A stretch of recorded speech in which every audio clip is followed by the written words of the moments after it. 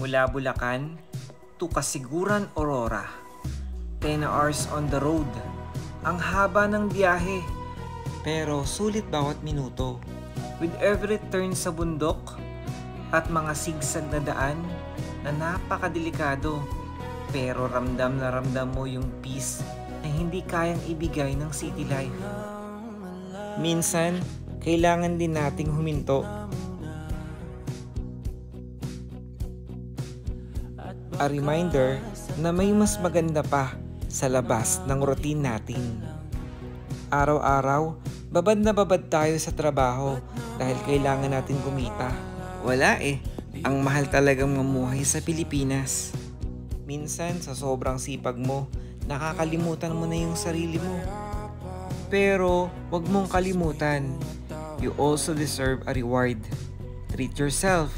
Kasi hindi araw-araw may chance tayong makapag-relax.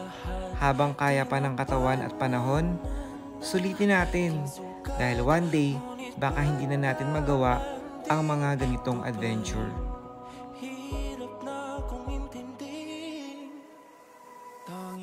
Pagramdam mo yung pagod at sobrang drained ka na, huwag mo hayaang kainin ka ng stress.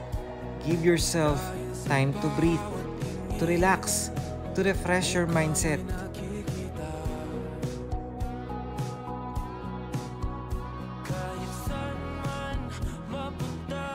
Katulad ng trip na to, mahaba man ang journey, pero mas maganda ang reward sa dulo.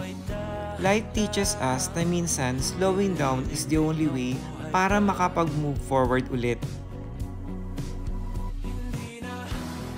Sa sobrang haba ng biyahe namin na ito, nakakangalay.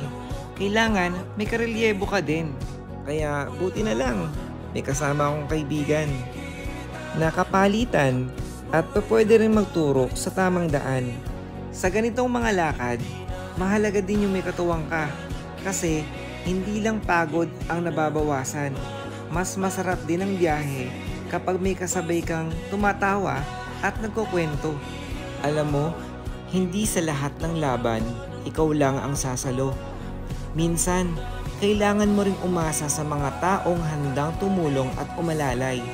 Dahil sa dulo, mas magaan ang journey kapag may karami ka. Paglusong namin sa dagat, ibang feeling talaga, the underwater world. So much life, so much beauty. Kasama ang mga kaibigan, ramdam mo yung freedom. This is a reminder, life is short. Kaya habang kaya pa, mag-enjoy, recharge your soul, reset your mindset, and create memories na dadalhin mo hanggang sa pagtanda.